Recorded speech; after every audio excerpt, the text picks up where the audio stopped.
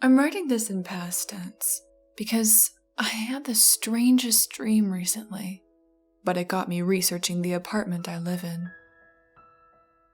I've learned it was burned down before I moved back in, and somehow the owner acquired the money and the motivation to put it back together where it stands now. I didn't know that before I settled in my room, but there were things that didn't make sense, I guess. My old apartment building had a bar on the 9th floor, which I used to visit almost every day until closing.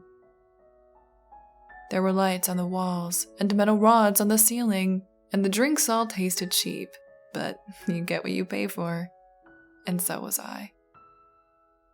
I think the place should have smelled like beer because I doubt it was ever cleaned, but for the record, it smelled like the color of July and a fingertip with furniture polish. I'll never forget about the day I first stepped inside. There was smoke from a man smoking, though I couldn't place where he was sitting. I never tried, and anyway, I like the smell of cigarettes in a way. And there was a man sitting alone at a round, red table with 2 chairs. The empty chair in front of him framed his face. His eyes were green and strange. Perfect circles, with eyelashes that mourned and hands that rested on the table like blades of grass. One hand on top of the other, and eyes that stared down at a glass full to the brim. Silently, he looked at his drink, though I tend to believe he stared more through it than at it. I wonder what he saw down there. Perhaps there was something more interesting in the room below. I didn't say a word to him. No, not ever. I never got close to him at all, but I saw him every day that I came into that bar. He sat on that chair with a coat which was too heavy and a hat on the table, round eyes dimming between the heads of the other patrons. He didn't take a single sip of his drink that first day, and when I was waiting outside the bar after closing, I don't think I saw him leave. The next day, he was still at the bar. Among the few other patrons staying quiet in the mid-afternoon of the 9th floor, there he was, still seated in that same seat, at the same table, with a glass sitting in front of him filled to the brim. I didn't approach him that day. I felt odd even looking at him, as if I was seen in the periphery. As the talking got louder, I nearly forgot he was there. But soon it was time to leave, and everybody migrated south for the winter. A little like moths, I suppose. And there he still was, sitting in his seat. His coat was wrapped around him, and he looked unwell, a little like a moth himself. A moth sitting on the wall, looking nowhere but feeling everything. No plan, no sense of purpose, but a dizzying sense of contented discontent. An uneasy restfulness as it waits for eternity to come. He looked pale as teeth, and his face was an endless hole. Over the years I have gone to other bars, and as I have, I always expected to see him there, seated at a conspicuous red table with an empty seat in front of him. I imagine his hands, fingers layered on fingers atop the table, like a clambering fence with a blood red nowhere behind it, overseen by his broken round eyes. But there is nothing ever there. And I drink until I stop thinking about it. Almost every time, once I left the bar on the 9th floor, I would forget about him immediately, moved on at once to other matters. He rarely intrudes my mind, and yet, for a terrible stretch of time, he would always be there, seated in the same seat, with a glass filled to the brim and a coat which threatened to swallow any errant bystander whole, as they just so happened to walk by. I moved back into the apartment building a few years ago. Everything I saw looked different. Everything was put in different places, and there was no longer a bar on the 9th floor. At least, it wasn't on the map, but to be honest, I didn't feel the inclination to check for a few weeks after moving back in. When I eventually found the moment, there was a gym instead. The bar was no more. There were no longer accessible staircases in the apartment building. There were stairs, of course. If there ever was a fire, the law requires there to be stairs so passengers don't get killed in the elevators. There were fire escapes as well, along the sides of the building. But the stairs I remembered were still around. They were rigged to a fire alarm and not accessible otherwise, so I used the elevator whenever I needed to. Yet, on the day I decided to check, the elevator ride to the 9th floor felt longer than I remembered it, and when I frequently searched the floor buttons to find the one I wanted to click, it seemed like there were less than I remembered before.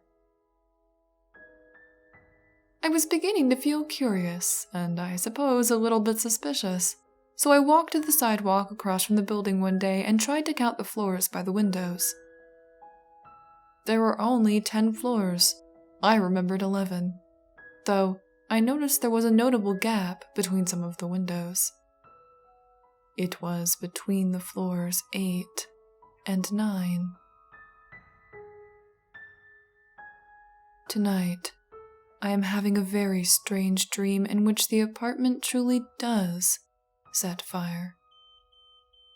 The elevator is not meant to be used, so I rush for the stairs. I live up on the top floor, and I run for the stairs down the building. People are running in many directions, migrating, I suppose, and when I make it to the stairs, I run down. But nobody follows me, and in fact, there was no one on the stairs. The building feels warm, and my body tells me to run, so I continue down a flight of stairs. Now, I stand on the landing of the 9th floor, and I don't linger. I continue down a flight and pause at another landing. There is a door, but there is no sign telling me I am on the 8th floor. A reinforced window, not special from the others, allows me to see the hall beyond the door, is dark. A moaning shudder touches me, and the building feels warm still, but slowly I press on the door, and it is not locked. I step into the dark floor, and I come to the knowledge that I am on the 9th floor I can remember. It is difficult to explain, but the ways the corners are bent and the direction of the halls pokes at an ancient nerve, and I had no doubt this was once the floor I lived on.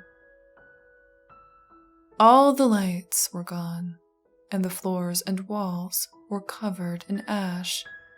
Yet, I'm speaking in past tense as I'm dreaming this now. The walls were covered in ash and the floors were covered as well, and with soot, and there was a distinct smell in the air, pungent, like the color of July and a fingertip with furniture polish. Perhaps I've moved past how I feel as I speak, even as I feel it now, as it happens currently. But there I am. There I was, and I turned left at the first fork.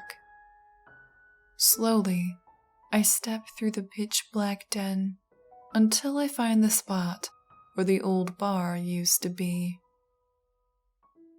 The walls are broken through, and there's tiles and burnt wood on the floor, and I realize now what it was. Why I am dreaming in the wrong tense. Because I'm standing here now, and I guess I prefer to experience it all as something else. Something else. A dream, a memory, a nightmare. Just not the present. Because in the present, I'm standing here now, and there's a bar in front of me. Wood broken and splintered, burnt down to the floor. Metal tables standing painted black with time and ash. And in front of me is a red table with a glass filled to the brim and 2 chairs, one of which seats a man dressed in a heavy coat, with fingers like grass and eyes like beads, who regards the floor and doesn't turn eyes in my direction.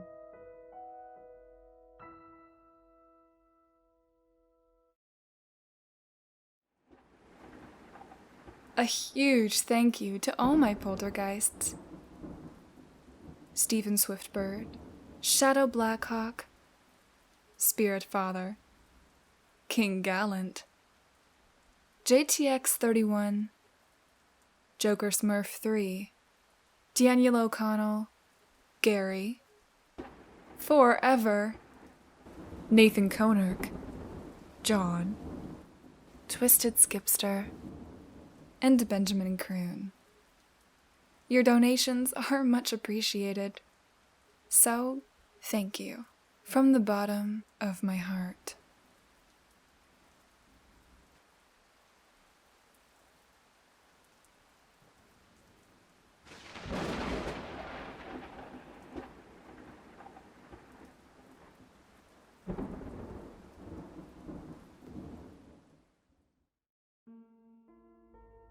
I thought I must be by a bakery. I smelled apple pie. Apple cider, actually. Well, I'm glad you hadn't passed me by. It seems to have been meant for you. Runny, are you here?